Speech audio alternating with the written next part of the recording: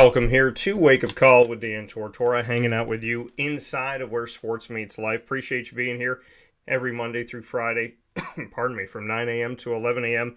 Eastern Time, where sports truly meets that thing called life. So can't thank you enough for being a part of the show every Monday through Friday from 9 a.m. to 11 a.m. Eastern Time, up and down the East Coast, the Midwest, the West Coast, and all around the world on youtube.com/wakeupcalldt, facebook.com/wakeupcalldt, and on wakeupcalldt.podbean.com. So however you're connected with the show, thank you so much for tuning in to the broadcast, and I cannot thank you enough for this and hanging out with us here this morning on the broadcast. We have an awesome show set up for you here today. Very much looking forward to our guests that are going to be joining us on the show, as well as our fantasy football content as always. And so we're going to start things off on the broadcast with Bob Beretta in just a few moments.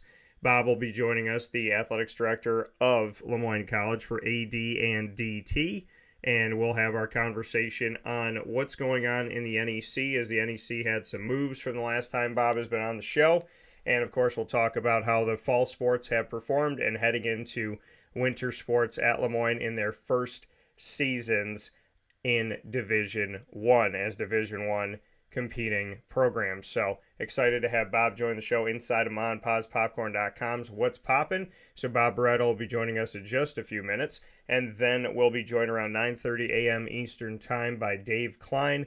Dave Kline, the longtime head coach of CNS and the North Stars, is going to be joining me following his decision to resign days before the 2023 Section 3 Class AA title game against Christian Brothers Academy. So we'll be speaking about that and so much more with Dave in just a little while, in about 15 minutes or so.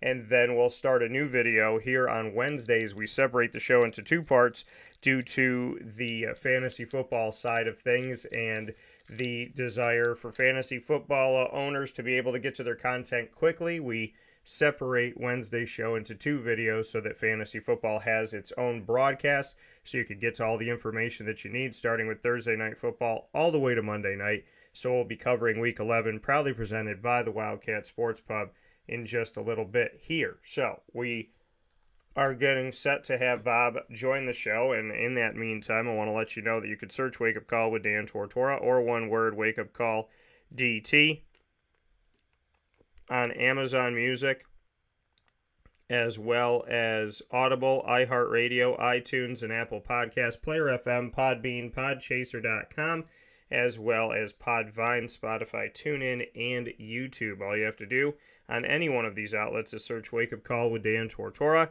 or one word, Wake Up Call DT. So make sure you're doing that here this morning, and we appreciate and thank everybody that has joined us on all of these wonderful outlets. So thank you so much for your connection and the opportunity to reach out to people all over the world and be with you on your schedule. Of course, we go live Monday through Friday from 9 a.m. to 11 a.m. Eastern Time, but if you download us on any one of those apps, save us, follow us, subscribe to us, you'll be able to connect with the show at all times from wherever you are, and you could go back, I believe, as far as 2012 on Podbean. So make sure you check out all of our content, and thank you to everybody that has. And with that being said, as we get set to speak on LeMoyne in just a few moments, I do want to talk about the Syracuse basketball game last night. Syracuse down by 16 at halftime, found a way to come back and win the game down by 16 at halftime, as much as 24 points overall, and found a way to claw their way back and get a victory over the Colgate Raiders. Colgate had lost to Syracuse for seemingly forever, and that streak by Syracuse is not something that many thought was ever going to change. And then Syracuse lost their last two games against Colgate, the last 2 years that Jim Boeheim has been head coach of the program. And ultimately, fans were wondering, would it be 3 in a row? But they found a way. The Syracuse Orange found a way yesterday through defensively locking down and continuing to shoot despite going 4 for 17 from 3 to open up the game, and they found a way to get the victory and move forward 3-0 in the Adrian Autry era. So Syracuse getting their victory over the Colgate Raiders, and you can go to all of our social media and watch my interviews with the squad following that game. And with that being said, we have Bob Beretta ready for us picture in picture. So we're going to bring in Bob for AD and DT. First season in D1 for LeMoyne from the fall to the winter, as well as what's been going on inside of the NEC, as there's been some changes that have come. And so Bob joins me now to speak on that. Bob, how are you? I'm great, Dan. How you doing this morning? Doing very well. And I want to kind of just jump into the NEC because the last time that you and I spoke, there wasn't all this shakeup. So we've seen some changes. We've seen some schools make decisions to leave and head to the MAC. And that puts, and what for what people don't know, it puts a lot of sports at jeopardy as far as being sponsored. You have to have 6 within your conference, but LeMoyne and Stonehill don't count toward that number because of the fact that they're in transition. So if you look at it and say, okay, with LeMoyne and Stonehill, there's 7 or there's 6, there actually isn't. So I know that with men's and women's basketball and obviously with men's lacrosse and different sports out there, the NEC has to make some moves. What's been going on, and what can you tell us about this NEC kind of shakeup that happened with 2 colleges deciding to leave? Yeah, good morning, Dan. Thanks. It was a bit of a surprise, but I think in this landscape, you can't be shocked at any point in time and any day. A school could announce to realign with another conference. We see that happening daily across the country, and the NEC is not immune to that. So while I think we were surprised by the timing, I don't think we were shocked. We even during our reclassification process and our discussions, we had heard conversations in the marketplace about certain schools that might be interested in leaving the NEC to go to another conference. And so I think the timing was a surprise. Maybe the institutions were a little bit of a surprise, one in particular, but I think we just, as an enterprise, we have to be focused on the horizon and always have a plan A, a plan B, and a plan C right now on what may or may not happen. So our conference commissioner, Noreen Morris, and you know her well, we have great respect and confidence in her ability to stabilize things. She's been working furiously, nonstop since that announcement over a month ago now, or nearly a month ago. It was right before our basketball media day. On I think October 23rd, the announcement was made public. So she's been working diligently at trying to stabilize. As you mentioned, it depends on the sport. First of all, the conference has to have, that number of schools that are not reclassifying to be viewed as a Division I conference. So we have to stabilize that because we've fallen below that number. And then certain sports depends on the number that we had already, because we had some associate members in certain sports that lead to a higher number that count towards the AQ, the automatic qualifier to the NCAA, and some that fell below. So I think right now our commissioner is looking at a couple of parallel paths with her planning. It's some short-term fixes and then the long-term viability and stability of the conference. And we've been having conversations as an AD group with the commissioner. She's very active with her membership committee within the NEC. And we just had a call yesterday with the AD. So I know that she's working a couple of those plans, and as you mentioned, she already stabilized the men's lacrosse situation. That was a problem for us. It was a problem for all the men's lacrosse playing institutions in the NEC, because with the departure of Merrimack and Sacred Heart, we lost two full-fledged Division I members that counted towards the AQ, and it basically dropped us below that number, and we had announced, the conference had announced about 2 weeks ago that it was going to responsor the sport beginning in 25. Well, she was able to stabilize quickly by bringing in Cleveland State and Robert Morris, and now men's lacrosse will be fully viable again in 25, and the AQ will be live and available to the NEC champion. Yeah, and like you said, I mean, going through all of this, and in the case of men's lacrosse, to keep on that for a second, it wasn't sponsored by the league, by the NEC, because they didn't have enough schools, and then they had to find a way. You and I had spoken about how they had shared with you, with LeMoyne, that with you coming in, that there would be a plan. And I spoke with Noreen about it a few weeks back, and she said, hey, we're a couple weeks out from announcing this plan. They announced the plan, and then two schools decide to leave, so then they have to announce a new plan. But I want to credit Noreen Morris, for the commissioner of the NEC, and like you said, I have known her for a while. I want to credit her for her leadership to get to what they needed for the AQ and then lose that and get to it again almost immediately, which I think is hopefully a good sign here that there's interest in men's lacrosse, there's interest in the NEC, there's value in schools joining the NEC for men's lacrosse, and that when one plan didn't work, like you said, there was a plan B to put in action right away.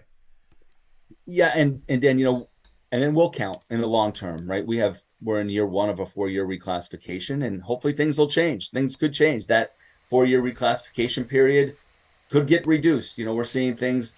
We're keeping a very close eye on what's happening on the football side of things right now, because decisions that are made at that level have a trickle-down effect and set precedent. So yeah, we're looking very with great interest at what's happening with James Madison.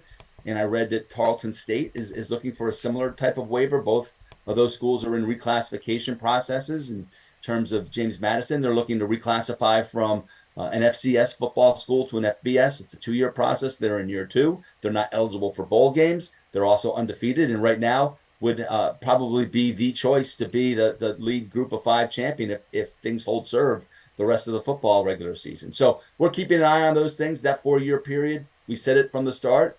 It could change. It could be reduced. Maybe it won't. We signed up for a 4-year, so we're committed to that. But certainly we would be really excited if that were to get reduced, and it would certainly help the NEC in terms of stabilization, because now you have Stonehill and LeMoyne that would hopefully have their reclassification periods reduced. Stonehill is in year 2 of a 4, so they have 3 years if you count this one, but it's December almost, so we're almost through this year, right? The things, the way time flies. Yeah. Hard to believe, but it won't be long before we're through year 1 of this reclassification ourselves. Yeah, and the hope that you and I have spoken about a lot, which you were just talking about, is the 4 years of reclassification that the NCAA requires being reduced, not only to help the conference, but to help each individual school be able to qualify for the NCAA tournaments in their respective sports. So hopefully that'll happen. And as we saw happen with Oklahoma and Texas, trickling all the way to Central New York for LeMoyne, maybe James Madison can trickle all the way to LeMoyne as well. And as we say all the time that football runs everything, well, a decision in football can find its way to help all of these other sports and hopefully help out LeMoyne as well. You touched on the fact that other sports are affected by this and the AQ is affected by this, and that you've had discussions already. ADs have gotten together with the NEC. How confident do you feel that there could be a quick timetable in fixing some of these issues? And do you feel like it's leaning more toward bringing in full-time members or associate members? Because we know the NEC has a long list of associate members that they've been able to work with. Well, I can tell you that the commissioner and the presidents are exploring both options right now, looking at full-fledged D1 institutions that might be interested in joining the NEC, and also looking at maybe a short-term fix, and also with an eye on the horizon, a parallel path for long-term membership to stabilize the entire lineup of NEC schools. So I think right now the commissioner's a lot of glass balls that she's juggling, and I know that she's trying to keep as many options open and exploring every possible avenue for stabilization. And I have great confidence that she's going to be able to do that. I mean, I think the men's lacrosse situation was a tremendous tribute to her leadership. I always say this is a relationship industry, and relationships count. And she's had conversations with many of the schools that she's talking to right now on different levels, whether it was associate membership in certain sports. In the case of Robert Morris is a former NEC member, and they departed for the Horizon League. And so she maintained those relationships and those conversations, and it proved fruitful when it came to bringing back the men's lacrosse program from Robert Morris back into the NEC, and being open to that conversation and those discussions. And if you didn't maintain those relationships, right, I don't know that those conversations would be possible. So I do Yeah. believe it's a relationship industry, and she is gifted in that space. Absolutely. And so, I mean, obviously, we'll stay close with you on that, and anything that comes up with the NEC, I know will come through Wake Up Call first and foremost, as we're very proud to be the exclusive multimedia marketing partner of LeMoyne. And you talk about time flying. We're in year 3 of this exclusive multimedia marketing partnership, and I feel like you and I had our first broadcast announcing it like 2 months ago. So Yeah. it's crazy how that happens. Speaking of time flying, we're already through the fall into the winter sports. We've made this shift, and I'd love to get your thoughts on the first season here. We saw the first win in Division One come from LeMoyne women's soccer. We saw the first NEC win come from women's tennis. We saw the first team advance to the playoffs come from LeMoyne men's soccer in Division One, and we're already jumping fully into men's and women's basketball, and had some extremely high caliber talent that they've gone up against with Villanova and Georgetown on the men's side, with USC and Colorado on the women's side, and got the first win for the men, as well as swimming and diving holding their own, and cross country doing what they need to do as well. And we've seen some golf moments. So I'd love to get your take on from the fall to the winter, how LeMoyne in Division One is already making a splash. Yeah, Dan, you'd always like to have more victories. I'm the athletic director, and even unless you go undefeated in every sport, and in every season, you always want more victories. But I am proud of our performance across the board. I think that we've achieved at a very high level. I don't know that our record has reflected how successful we've been, and particularly in the sport of soccer, where the margin between victory and defeat is so slim. It's such a slim margin. We had 4 ties on the women's side, 7 ties on the men's side. Yeah. So if half of those ties translated into victories, the records would look a whole lot different in year 1. Our women were playing for a playoff spot right up until the last week of the regular season, and our men qualified for the championship in their first year. And so, yeah, I'm pleased. I'm pleased with our overall competitiveness. I do think that we are in a rebuild in a couple of our programs, and we would have been in a rebuild whether we were at Division II or Division I. They were some leadership changes that we made in those programs, and they take time. And they take time, right? It's even more heightened when you step up in class, and which is what we did. So I think that those programs are the trajectory is high. It's straight up for those programs, and I think that there's better days ahead. I know that the talent that we're talking to on the recruiting front is at a different level than what it's been, just because there's that population of student athletes in high school that just want to play at Division I, and in some cases maybe Division II would be a better fit for them, or in some cases Division II might be even a higher level than Division I in certain sports, in certain conferences, but they just completely disqualify that as an option in their minds because they want to play D1. So that population, that audience of student athletes that we couldn't touch before, couldn't discuss a potential higher education career at LeMoyne, now we're having those conversations. And I think you're going to see us benefit from that on our courts and fields and pools and tracks in the future. We were unable to benefit from that this year because of the announcement. The timing was so late in May, our rosters were already set. So I remind people that the rosters that we're competing with right now are the rosters we were ready to go to war with in the NE10 last year. So for us to be that competitive with the Division II rosters, I think it says a lot. It says a lot to our current student athletes, because I think our current student athletes are at a high level. And whether we are in Division II or Division I, they're capable of playing at Division I. So I think it'll help from a depth standpoint, though. I think that's what you're seeing across the board right now, is that we're competitive in a lot of these competitions for the first half, maybe 3/4 of a game, and then maybe the depth might catch up to us. And I think that's where we'll benefit at the Division I level. We'll get some high-end talent, and then we'll also be able to gain more depth in terms of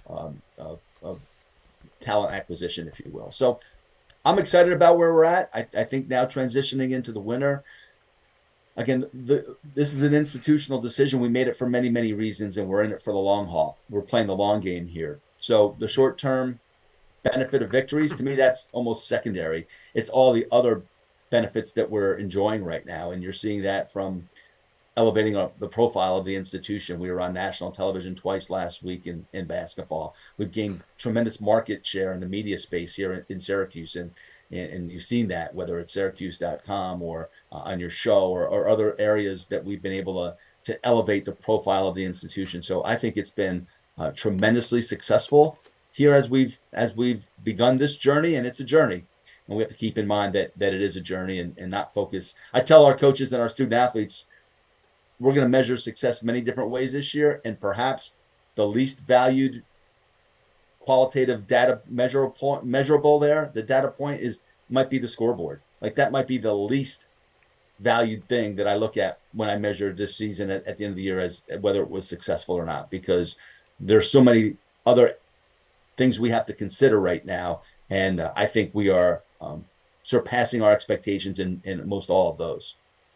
Yeah, like you said, building championship experiences, which many of these teams have gotten to have. Women's volleyball traveling on a plane for the first time ever and getting to go to Florida and to South Carolina and get to experience a bunch of different things. To see the women's basketball team spend time in Colorado as well as out in California. The men are heading to California today.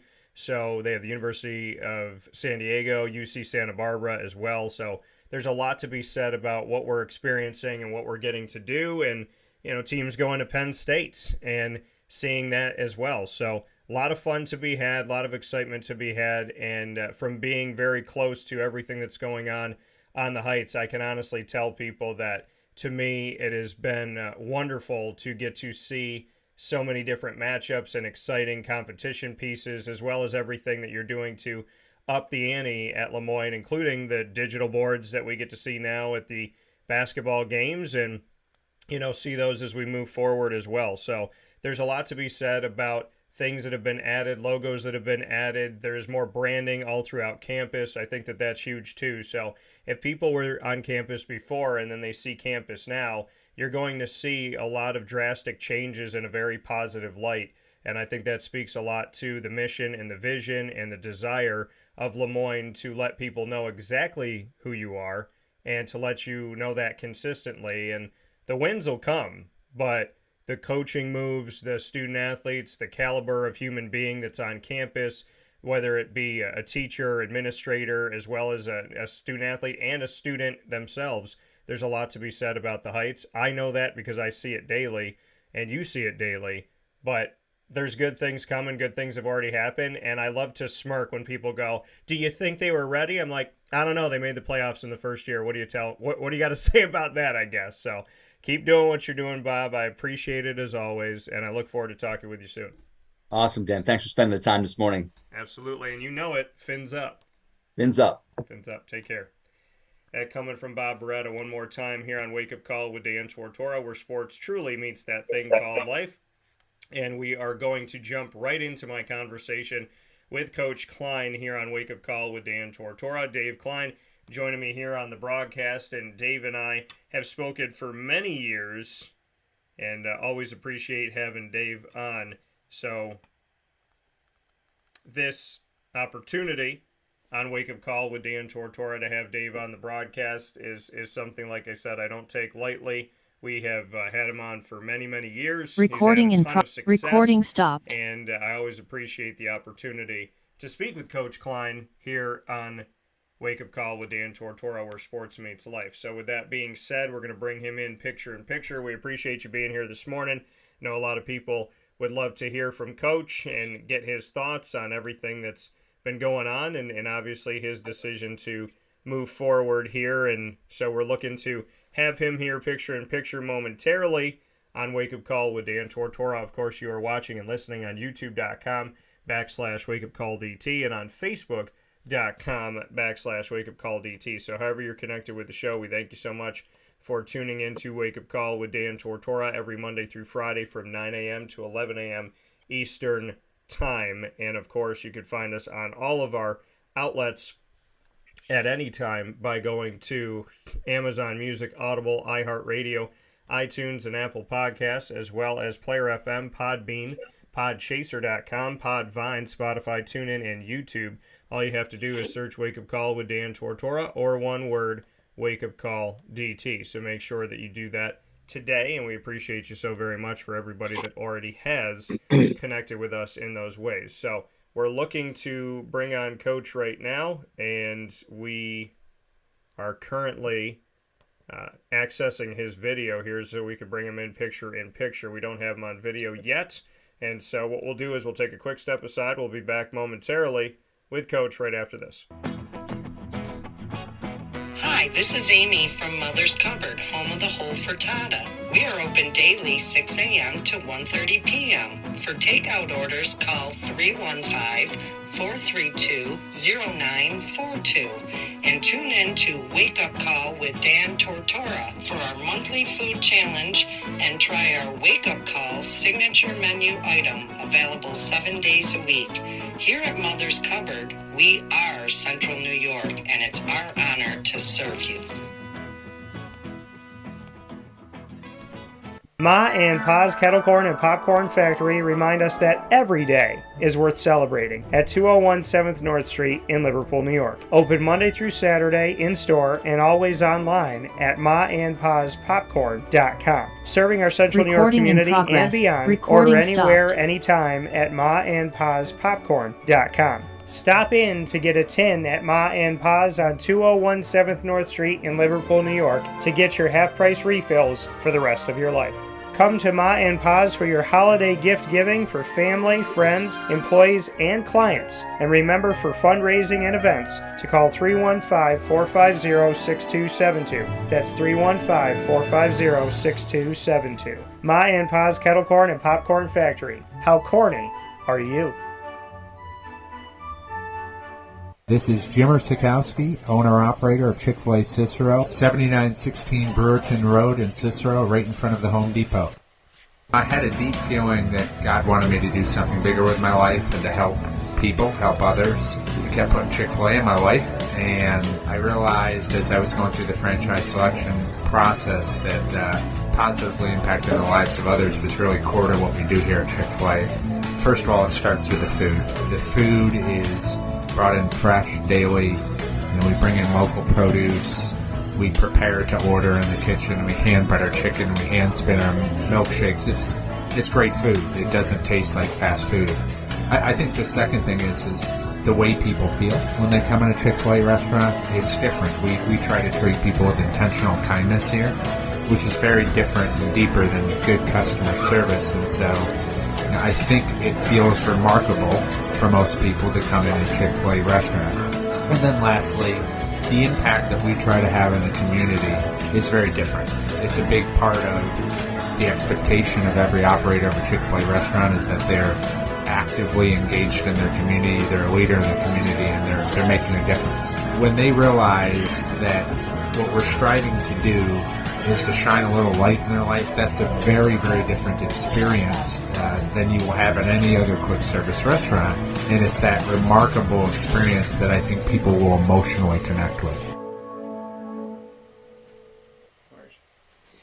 Welcome back here to Wake Up Call with Dan Tortora, here where sports truly meets that thing called life. And we actually have Coach here on video, so we were able to get him on here and get this to work, as we were having a little bit of an issue with his video coming in, but we're going to go ahead and bring Coach in now this morning. And Coach, how are you?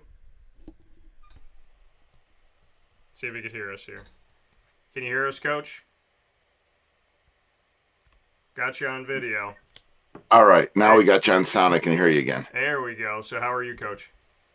I'm doing well, and yourself?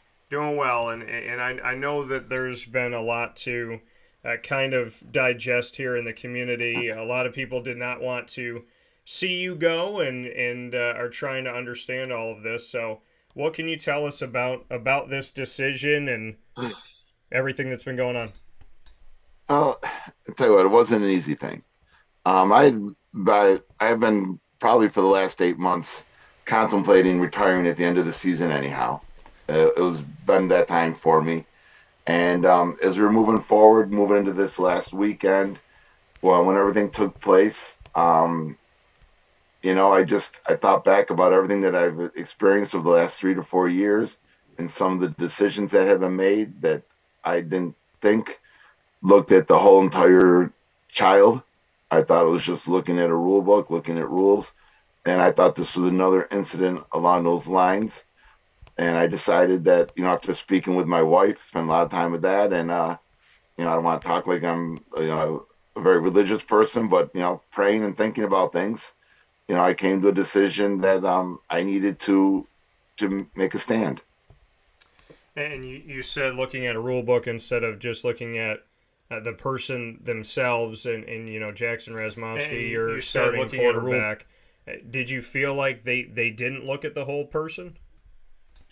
Yeah, I think there's a whole thing you need to look at. I think you need to look at the mental. Things have changed so dramatically, in the last 3 to 4 years in terms of the mental well-being of children, in terms of everything there is, that you can't simply look at, a book that says that you can do your punishments can be between X and Y, and you got to go, right to the maximum, when there's other options that were available.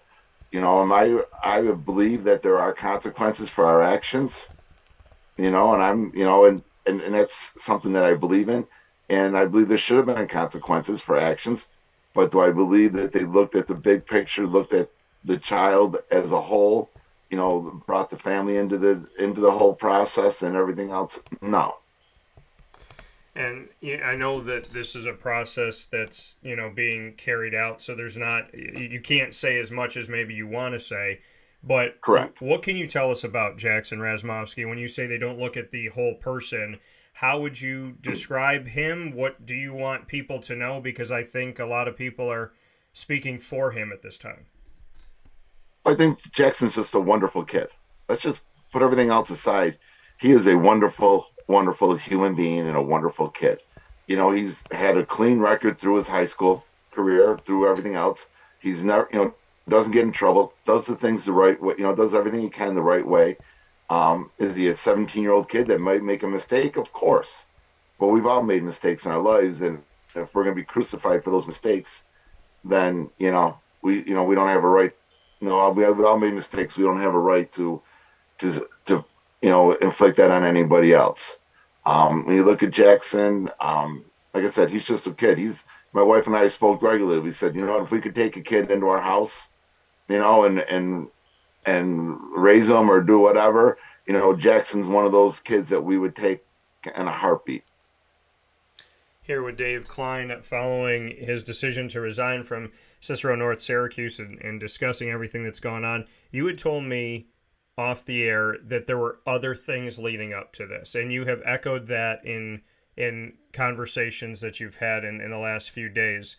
What can you tell us about what other things were difficult for you to agree with when it came to the district? What were some of these other pieces besides the handling of Jackson, in your opinion? What were some of these other pieces that made you feel like it might be there's time certain to step things away? Yeah, you're limited on what you can say because of educational law, and everything is limited on that. But I thought there was minor things that I don't say minor, things that if you look at the kids and you look at the people that are involved, and again, not simply a rule book or an adjustment.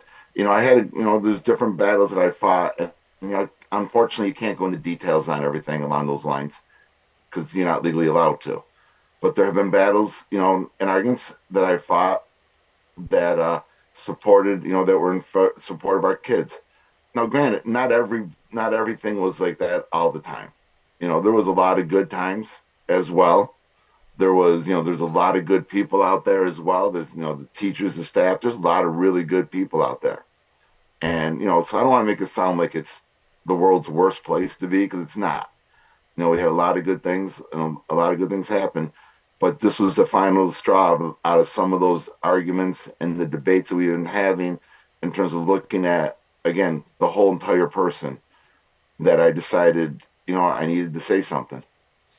So for you, like you said, as much as you can't get into specifics of certain things that have happened at certain times, is it fair to say that all of these things had to do with what you considered protecting a player or looking out for your players? Is it along those lines, that theme? Yes. Yes, it's always been about standing up for the kids, and actually my staff sometimes too. So it's been about standing up for those people and trying to do what's right and trying to protect them and show them that someone's there for them, is going to have their back no matter what. And before I let you go, Dave, I know that the decision to resign ahead of the 2023 Section 3 Class AA title game caused a lot of emotions for some people.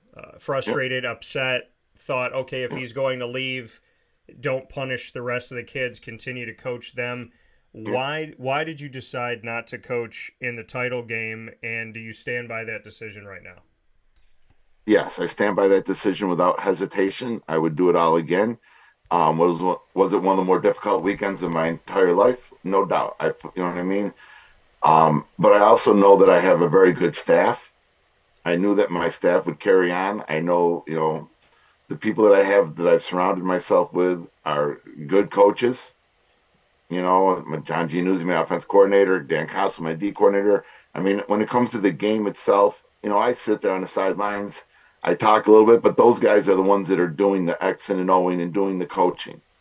So I knew the kids were in good hands, and I knew they would be okay that way. I met with the kids before when I made the decision.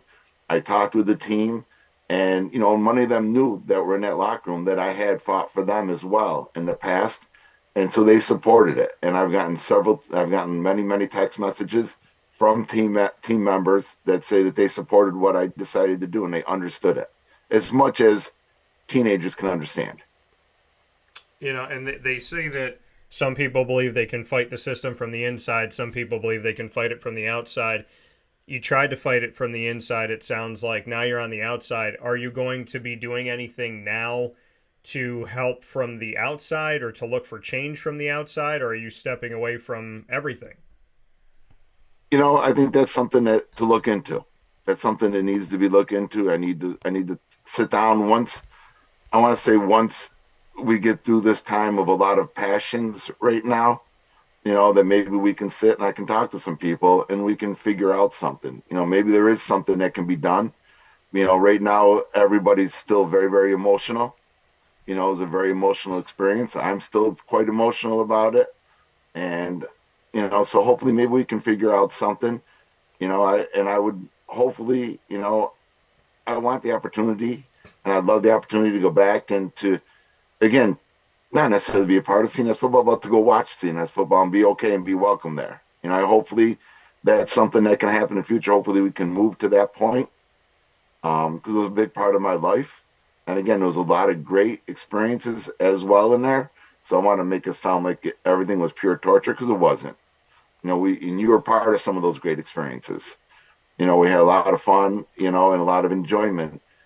But it just seems like over the last couple of years, these battles have gotten a little bit tougher, a little bit stronger. And I just think, we need to look as educators, as coaches, as teachers, as administrators.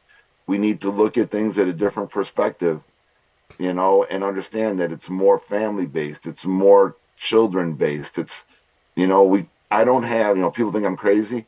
I don't have a set of rules. Like, I don't have a list of rules for my football program that you got to do this, this, and this. If you do, here's the exact punishment that's going to happen. Because I know every kid's an individual.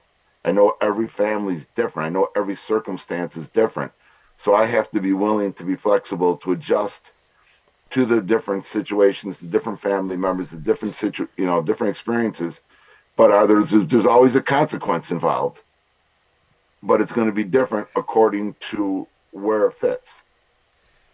When you say you don't have a certain set of rules, do you feel like there's certain things that are unspoken that you desire? I mean, there seems to be a typical, go to class, get good grades, make sure you're eligible, don't get in fights, don't be violent, don't drink underage. I feel like there's a bunch of these pieces that of expectations. Yeah, there's always expectations. There's also, punctuality to practice. There's being to practice. There's being responsible in the locker room, everything else. It's all the expectations that are laid out.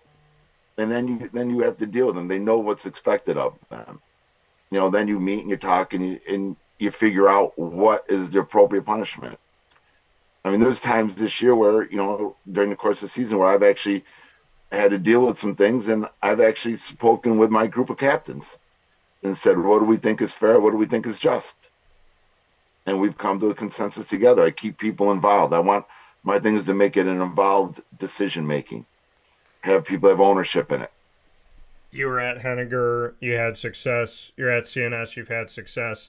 I know you said that this was a difficult weekend to make this decision. You said that you had been contemplating retirement for a long time, Yep.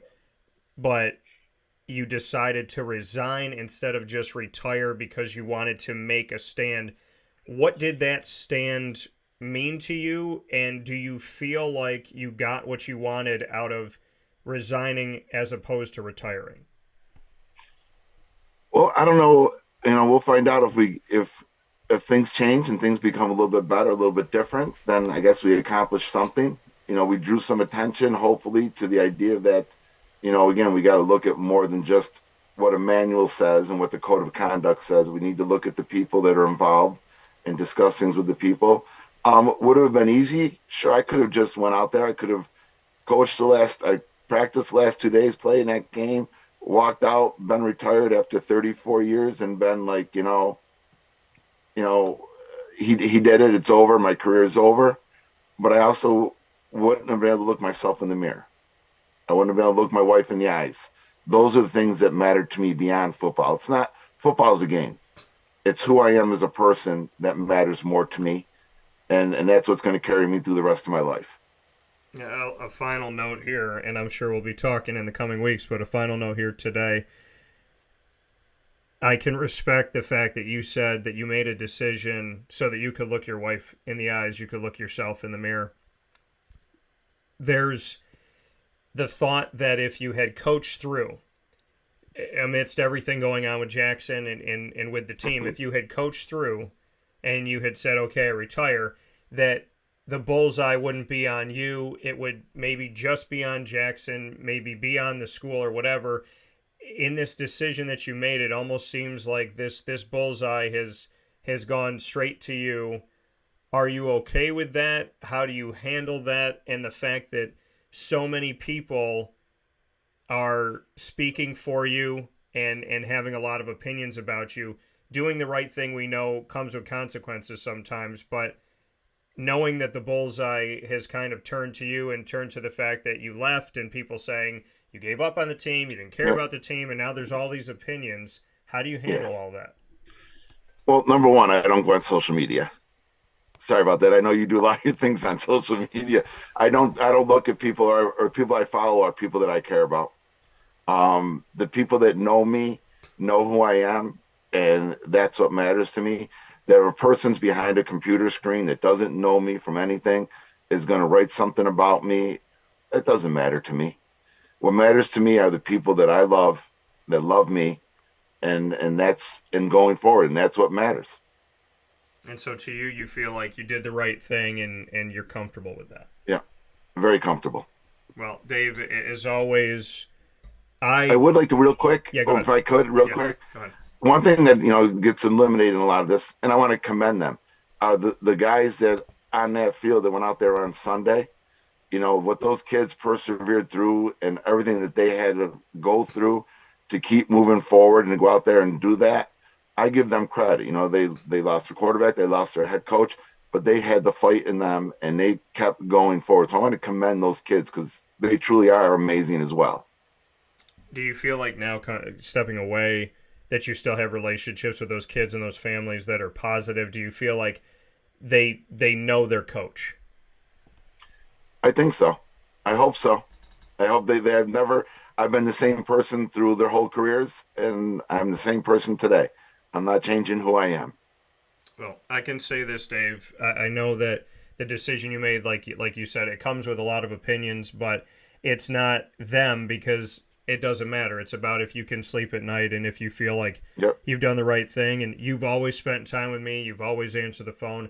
We have always had very candid conversations for many years now. So I want to thank you for being open, being honest, coming on the show and speaking with me as you always do. And coach or not, I hope you understand that you always have a place here. But more than anything else, I value the time that we spend off the air, and I value the fact that you trust me to share this and share your story, because at the basis of everything, we're people, and you have always respected me. And if you feel like this was the right thing to do, and in your heart of hearts you did what you felt like was best, then, you know, I'm here to tell you today that good for you for sticking up for what you believe in.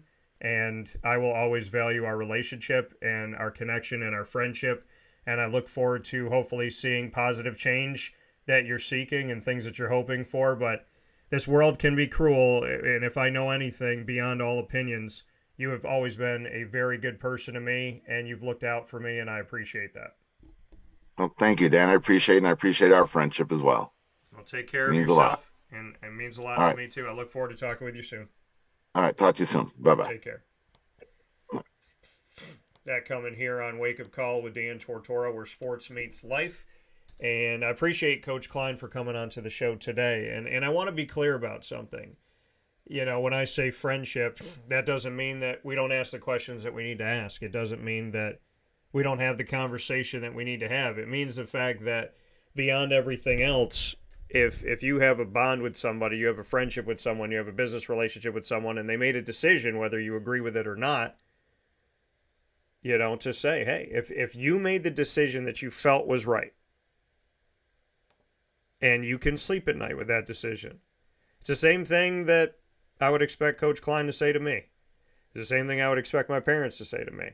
Whether they agree with me or not, hey, if you made a decision that you feel like is the best decision, and you could stick by it, and you could go to sleep tonight being okay with the decision that you made, then okay. You know, I don't know the ins and outs of everything that's happened. I can't tell you what the right or wrong decision is, because that is objective, right? And I have to look at the reality that this is a very unfortunate situation for everybody. I know the Razmovsky family. I met the parents. I know JJ. I know Jackson. I know Dave. I know Tim Bednarski, the athletics director at CNS. I know other people on the staff, student athletes over time at CNS, of course.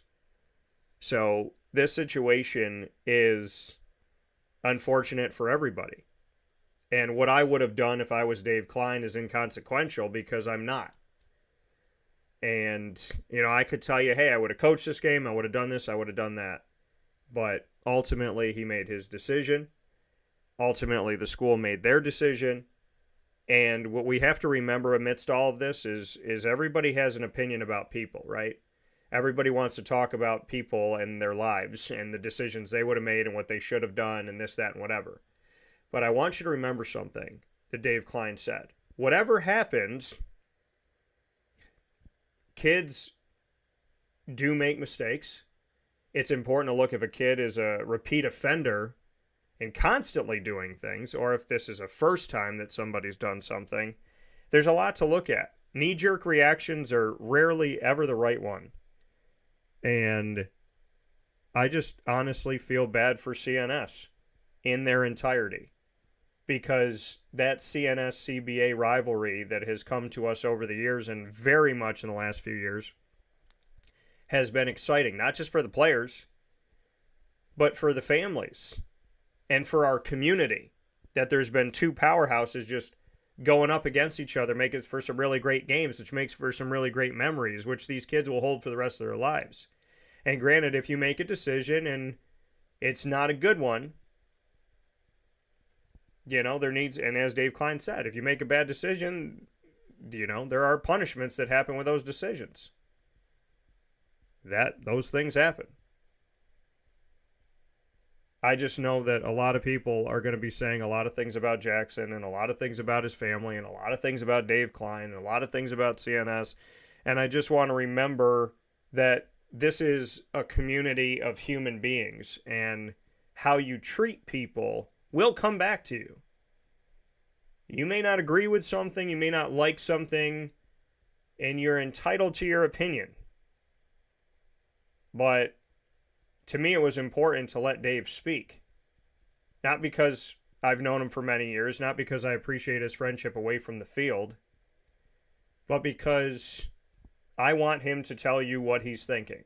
I want to ask those questions that provoke him to share as much as he can about what's going on. And I think that, I hope that everyone involved can find peace. And I'm hoping that if there are things that need to be changed for the benefit of all students, that we look into stuff like that. And if there's some things that shouldn't be changed, that we leave that stuff alone. But we live in a society right now where opinions don't matter unless they're the same as yours. And that's wrong. And I think that CNS is in a place right now, and the district is in a place right now. And honestly, let's be real, across America, schools are in a place right now where there's some conversations that need to be had and things that need to be figured out. The thing that I hope beyond everything else is that Dave Kline does not get treated like garbage for standing up for a kid when he goes into Wegmans or into a restaurant, that, you know, that he doesn't feel like he can't walk around in his own city. I also feel like with Jackson doing what happened, that Jackson and anybody involved is not scarlet lettered for the rest of their lives. People do things, they have to figure those things out, but let's be honest, we've all made mistakes.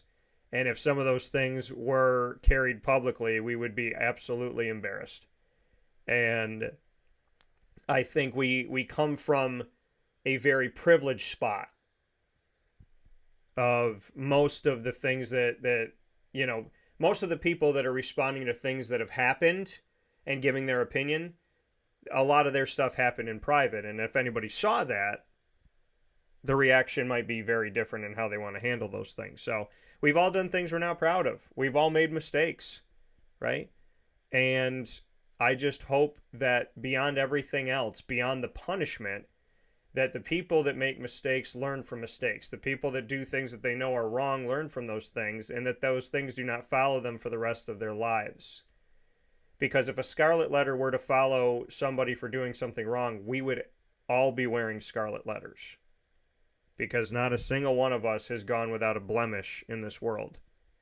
So we can go from this and say, I think this kid did the right thing, I think this kid did the wrong thing, I think this coach did the right thing, I think this coach... We could go black and white, or we can look at this and say, whether or not we agree with it, let's remember that these are people, and let's remember that if somebody did something that was not savory, so to speak, where do we go from here?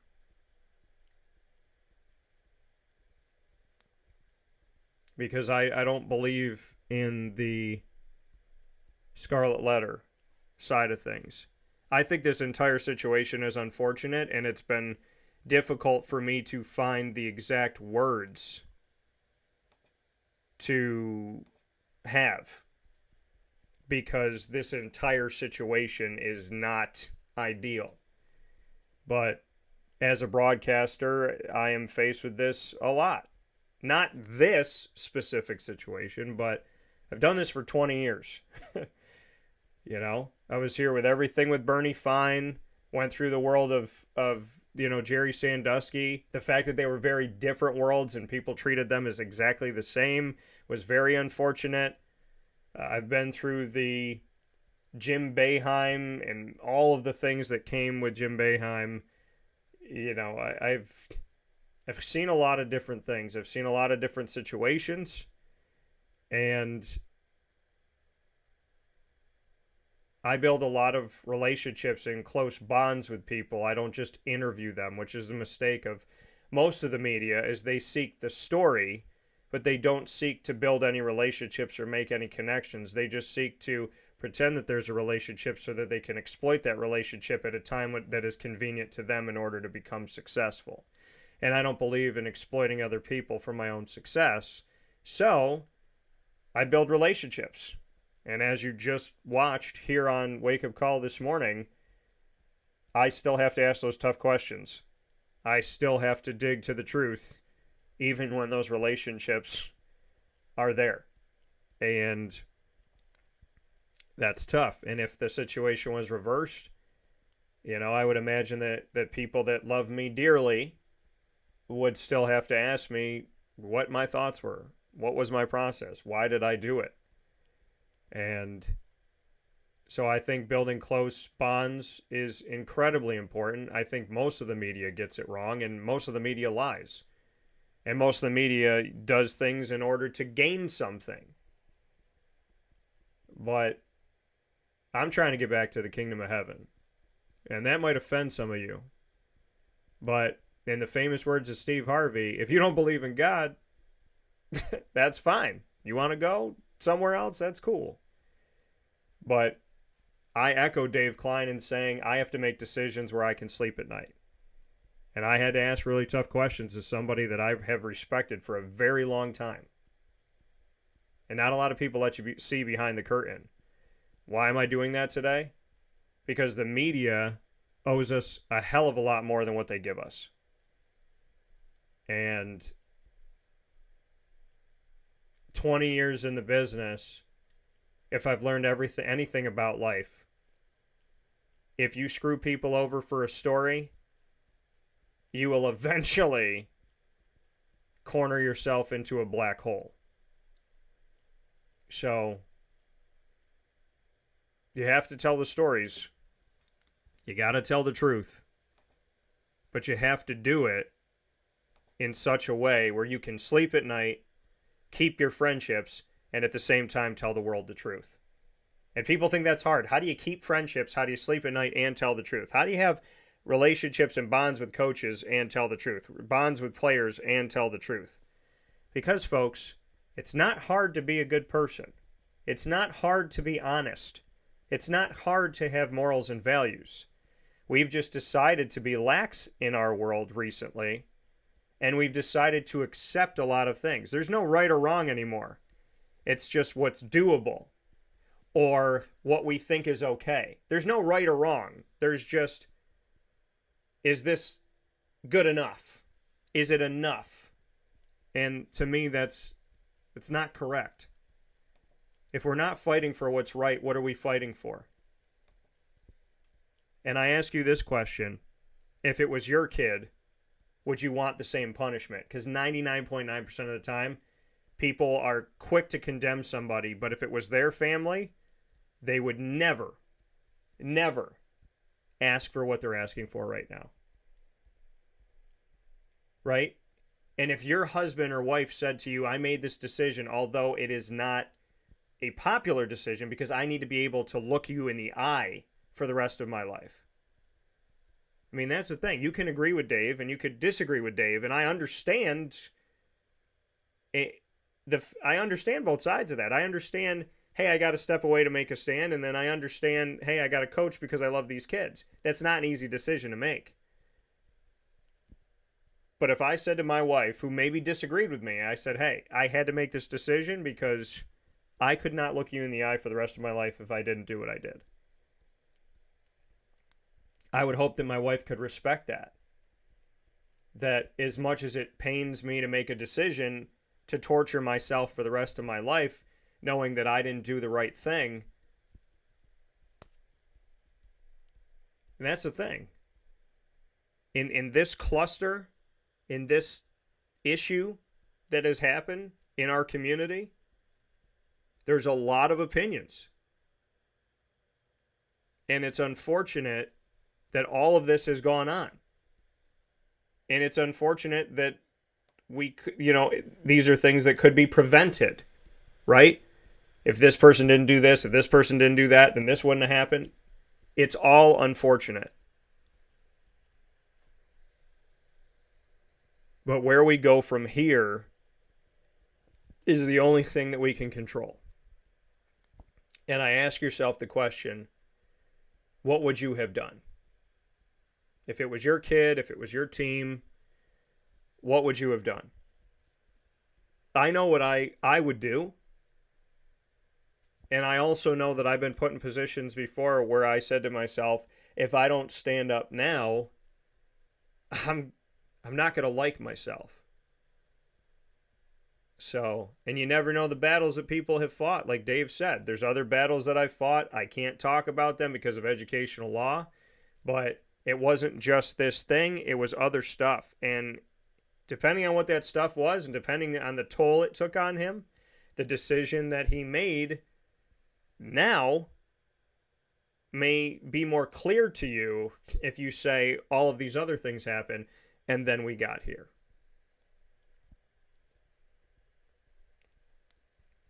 And he, you know, there's also something to be said of a kid that never gets in trouble and then gets in trouble one time. What is, you know, how bad of a decision was it? So we look to that, you know, how egregious of behavior was it? But at the same time, the fact that this person's never done anything, you know, people were up in arms when Buddy Boeheim was out there being physical with somebody at the ACC tournament because Buddy's never gotten in trouble. Buddy's never done anything wrong. Buddy's never been suspended. Buddy's never had an issue. And people lost their minds. Syracuse fans are still mad about that. But if you're going to say one thing about Jackson, then you would have to say, all right, well, Buddy made a mistake, and Jackson made a mistake, and Jackson, you believe, had to pay for that, so then you have to believe that Buddy had to pay for that. You can't give one to one and not to the other. That's the reality. I know that people were going nuts about Buddy Boeheim. You know, how could they do this to Buddy? Look at what this other person, how could they have ever done that to Buddy? But Buddy went against the law. And as Dave said, are you going to go just by the book or are you going to go by the person? You're going to go by the kid. The ACC looked at a book, said, Buddy broke that rule that we have, you're suspended. And there were a lot of people that said that that shouldn't have happened. So, all I'm saying is people might defend somebody and not somebody else. And I ask you, if you're going to defend here, then you have to defend here. And if you're going to not defend here, then you have to not defend there. And are we simply just going to look at a book?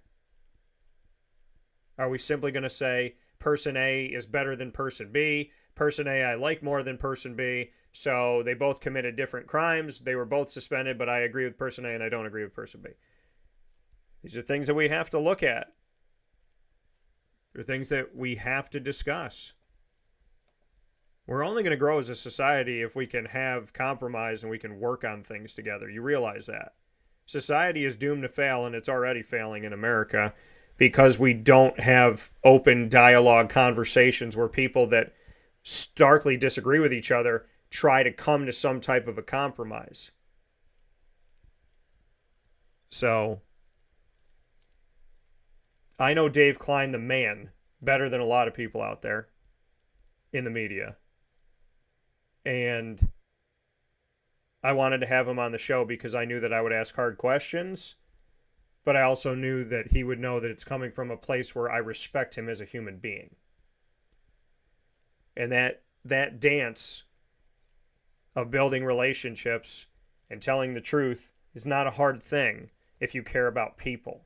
Because if you care about people, you can care about if you care about people, then you can be there for them and tell the truth at the same time. And I'm not saying that everybody doesn't tell the truth. I'm saying that there's enough people that don't, that make me sit here and say, I didn't know that telling the truth was going to make me stand out in the media. And will we ever know the whole truth about this situation? Probably not.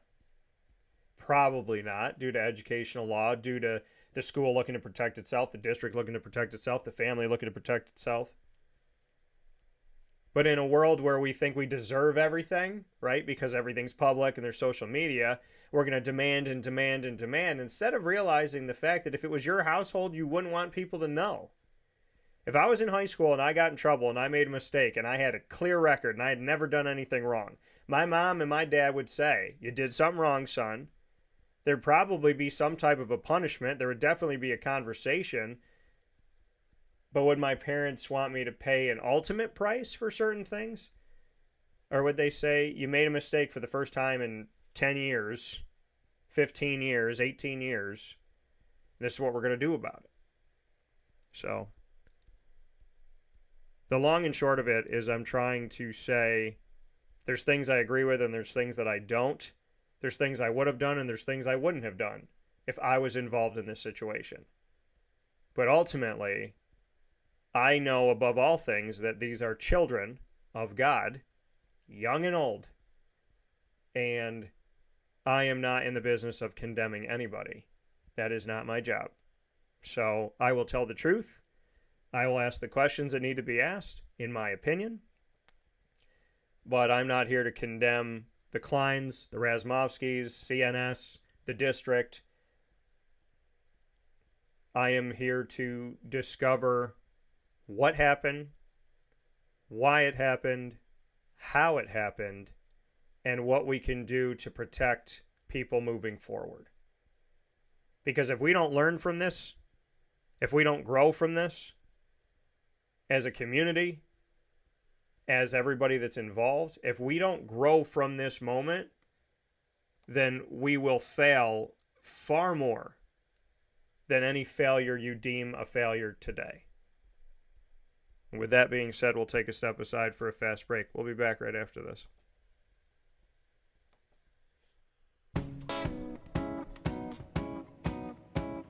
In these unique times, there are those in our community that give us a sense of normalcy and positivity. Pizza Man on 50 Oswego Street in Baldwinsville has been here for you for over 35 years and is here now.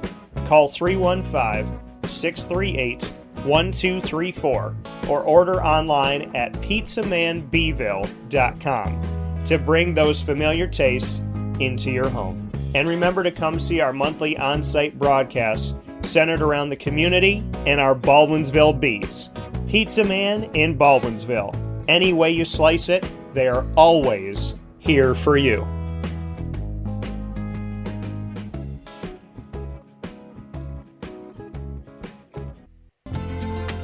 Looking for your next ride?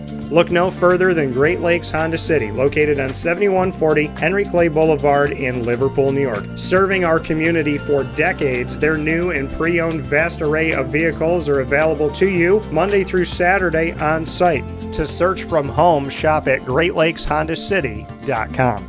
Call 315-365-5576 to set up an appointment. That's 315-365-5576 for Great Lakes Honda City, 7140 Henry Clay Boulevard in Liverpool, New York. Great cars, great people, Great Lakes.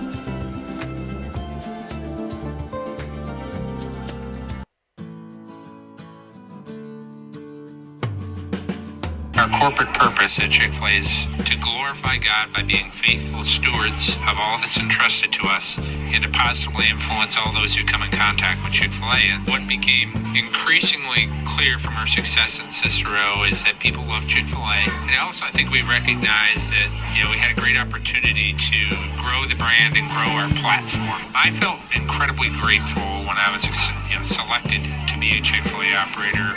I think what it's meant for me, what I've come to realize on a very deep level is that this is a calling for me. It's not a career. It's not a job. The Lord called me to be a Chick-fil-A operator and to use these restaurants to glorify Him and to positively influence other people. I'm blessed. I'm very blessed. Head to Chick-fil-A Clay on 3974 State Route 31 in Liverpool, New York. Welcome back here to Wake Up Call with Dan Tortora, where sports truly meets that thing called life. I appreciate you being here with me this morning. Thank you so much for that. And I want to thank Christine for her message here. She said, thank you. More people need to think like this. Also need to be trauma informed. Absolutely. So thank you to Christine for your message. And thank you to everybody for your messages that came in, including from Greg here. Got to ask the questions. Nice job, DT. It's got to be a delicate dance to perform as a journalist. Absolutely. And ultimately, besides God himself, to hear your parents say that's what makes you special and different. Thank you, Ma. So it is tough. It is tough. It is very, very tough. in the world that we live in. But to me, being honest, fair, true, and respectful, I mean, you got to be that way. I mean, before Dave Kline came on, I had asked the tough questions to Bob Beretta, athletics director at LeMoyne. We have the exclusive multimedia marketing partnership with LeMoyne, and I value that tremendously. And the move to the NEC has come with some immediate adversity, not because of anything LeMoyne did, but because of realignment and reclassification shaking everybody. And to have that conversation with Bob today, it's a tough one to have, because we have to navigate through a very unfortunate series of circumstances. But I appreciate Bob for answering those questions too. And I don't think the answers to those questions come without relationships and mutual respect and people knowing who you are and you knowing who they are. So there's a way that I go about my life, and I will always be that way because I serve God. I do not serve Twitter. I do not serve Facebook. I do not serve Instagram. I do not serve YouTube. I do not serve message boards. I serve God.